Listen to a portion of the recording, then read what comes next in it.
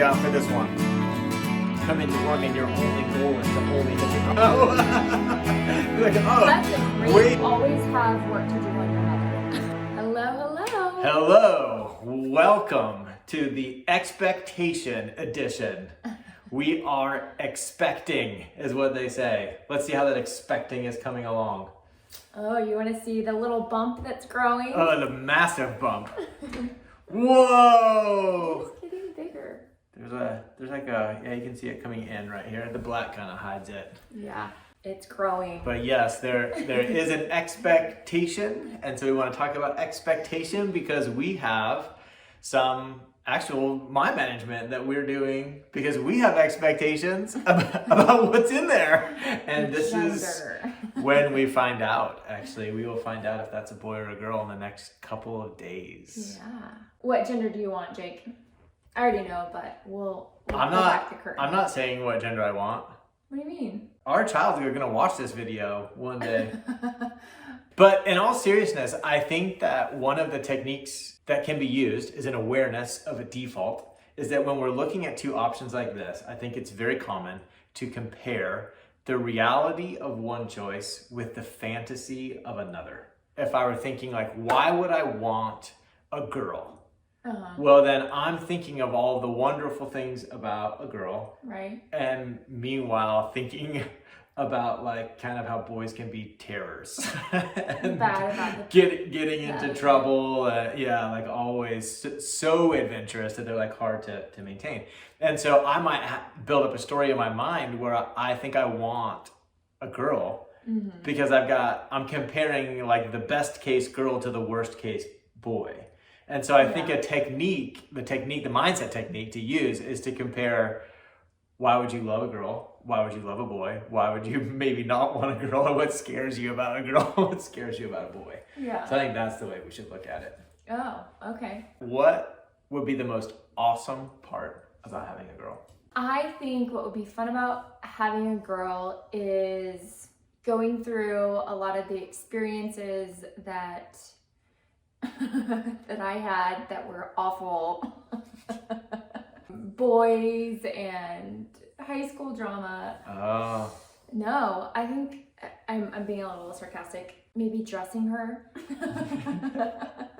But that would be fun about having a boy too. You go first.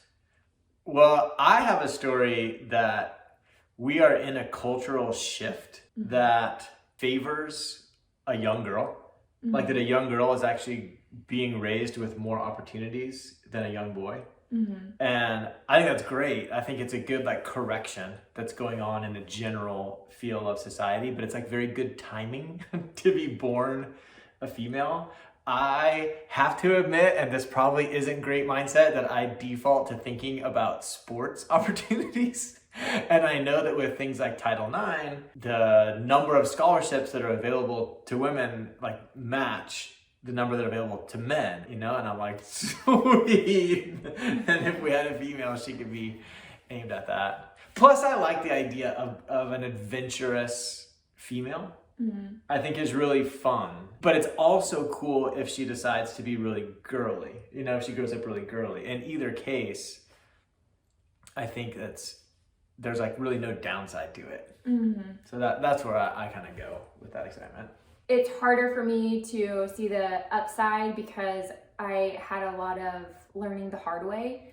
And so if I were to reframe that, it would be to offer wisdom and insight, knowing that she may not take it, but that I do have a lot of experience that can help her to thrive and make the most out of the seasons that we go through in adolescent years and our young 20s. And I think that I could really help her in that spectrum. So that would be rewarding. What's scary about it? That she would be like me. What?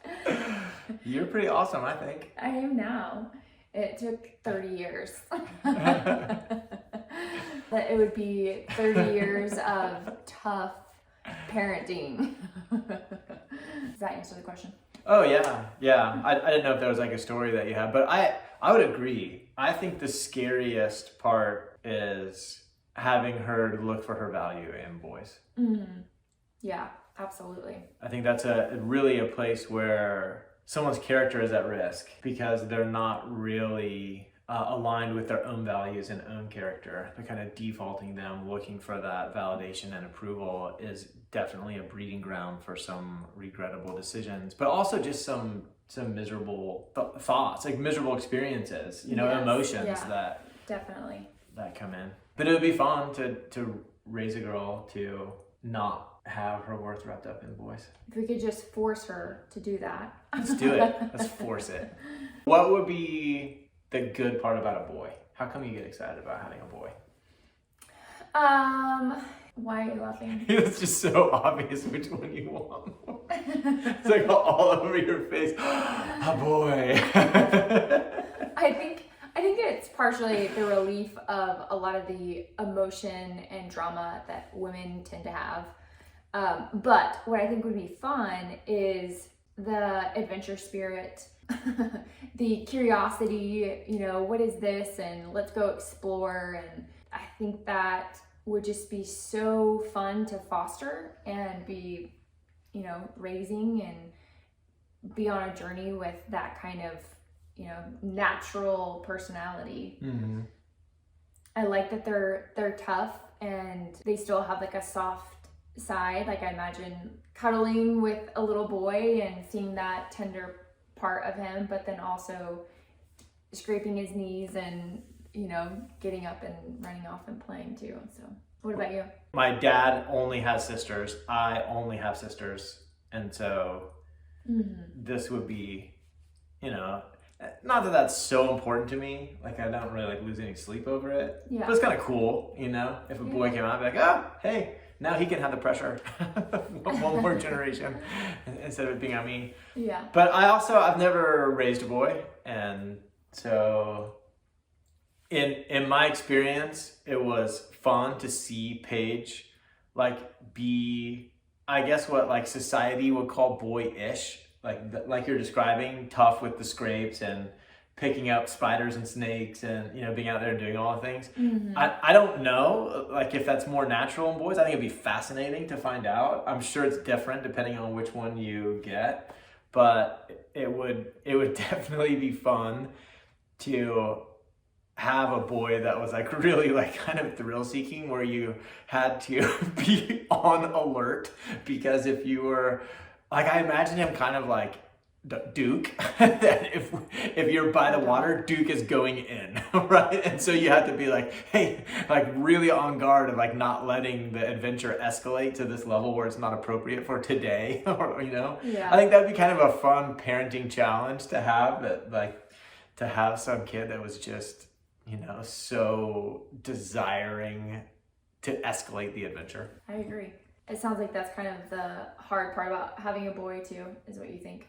I don't think so. That would just be fun. No, that just sounds fun. I kind of see parenting as this thing that's going to have one kind of a challenge or another. Every aspect, like every personality type and character trait, I feel like comes with its own challenges. Mm-hmm. That challenge seems really easy to manage. If that was the challenge of our son, that he just wanted to live life too big, that seems like a really easy to challenge. Where I get nervous about a boy is, of course, if he were to treat women poorly. Mm-hmm. That would be some very tough parenting. Yeah. I think to show up to be not like judging my son. Disowning. Yeah. My fear about it would be that he would be a little more mischievous, maybe troublemaking and emotionally unavailable. Mm. And so if he kind of grew up where the bond, the connection wasn't so easy, because he was shutting off emotions. I have no idea how much of that is nature and how much is nurture. I'm no expert in this, but if I were to just talk about my fear of like when I think of other boys, that's what I think of. Yeah. I think the main fear is that he wouldn't treat women well, which is really hard to believe that being possible. But yeah, knowing that it's out of our control.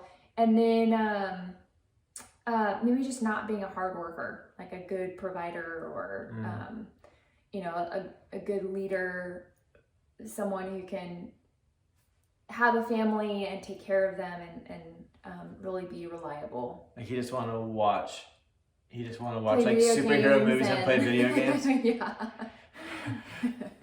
That would be different than our family. Yeah. That would be a mismatch of values, that's for sure. What about which one you'd rather dress up? When you imagine dressing up a girl just so cute, what's she wearing? We'll say that like 3 years old.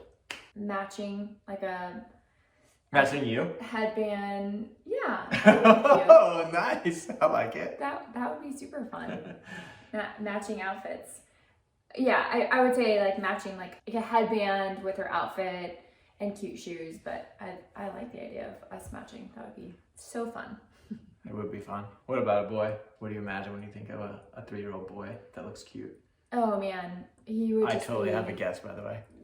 He would just have the best fashion. I don't know what I would dress him up as. I think it just depends a little bit on his personality, but I think he would have a button down and some cute little shorts with nice pockets in them and with nice pockets. I imagine him, if you dressed him up, I could see possibly suspenders, bow tie. Oh, yes. Sunday church. Yeah, exactly. Like so dressed up, because I don't dress up much. Maybe ever. And so I could see you really like this kid, like sometimes going in a tuxedo. Oh yeah, that'd be so cute. Little tiny dressed up man. But I think it would be fun to have a little boy to have matching hats. With you? Yeah, I'd like to go out where we both have the Steadfast hat. The same hat on. Yeah, I think so. Maybe he wears Steadfast shirts all the time too. That's so cute. Now that we have kind of those two categories, we've got what would I love about a boy? What would I be scared about a boy? What would I love about a girl? And what would I be nervous about a girl? That however this comes out, whatever the result we get in these next few days. We love you, kid. Yeah, we're pleased. We know what to focus on. There's like kind of two areas. So if we find out, hey, this is a girl, like, oh, great, because I have these things that I love about a girl, and that's where my mind goes. And it also has a little bit of like, oh, I'm relieved because I don't have these fears that I had about having a boy. If I find out it's a boy, great. I've got this whole list of things I love about a boy, and feel a little relief from these fears that I had about having a girl. Now, it doesn't mean the other categories don't exist. There's just really no reason to pay attention to them. And so that's sort of when you're looking at something like this, kind of waiting for results that are out of your control, I think it's a good strategy to know what you love about either result, and then also what relief you could find, what gratitude you could find about the way things went on the other, and then just commit to just never going back, just stay focused on what's going to make you feel the best about the results that you get as it goes forward. What are you laughing about? Just that I hear it's easier to do when the kid arrives.